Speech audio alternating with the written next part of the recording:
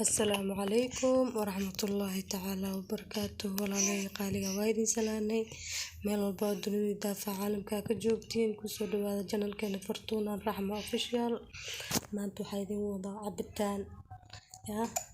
cidii cabta leh ka sheekeen kartay cidii sameysato daawasho wacan insha Allah.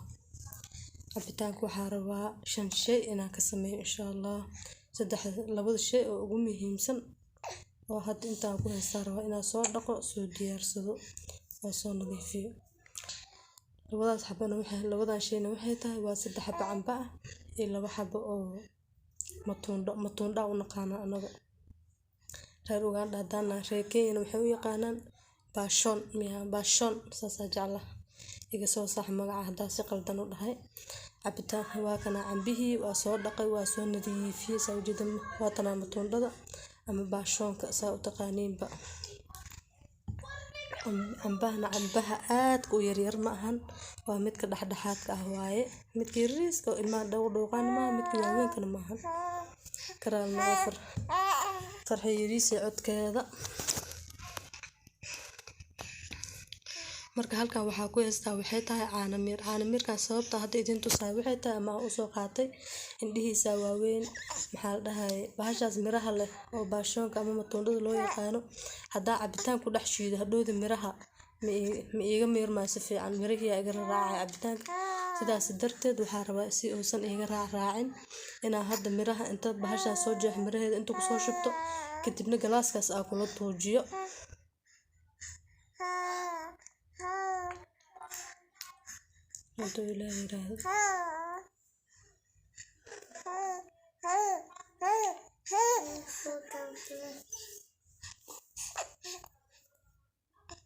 marka galaaska kula waxay rabaa insha Allah daawasho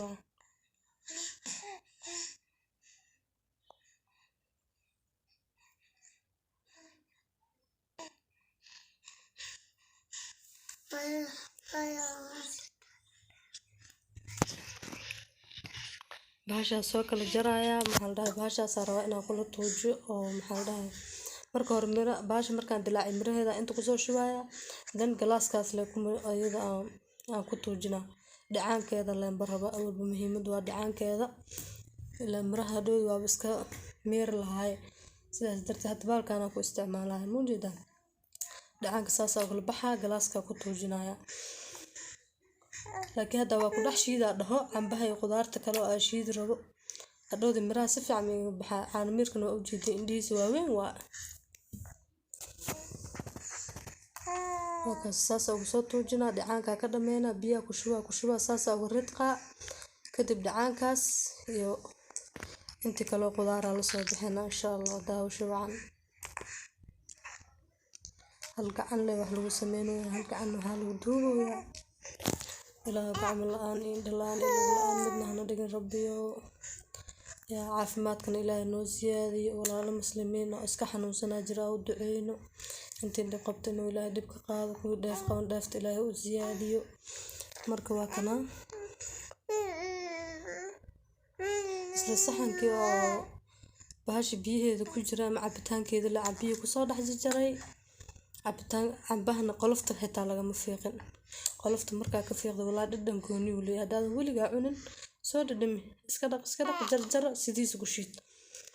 sidoo kale 5 shay uga kooban cabitaanka saa idin sheegay waa bahashi aan soo tuujiyay iyo cambihi aan soo jarjar iyo karootada 3 xabo waa soo dhaqay waa soo fiiqa ayada ay xitaa inaadan fiiqno iska fiican tahay laakiin marmarka in la fiiqa iska qurux badan fahantiin.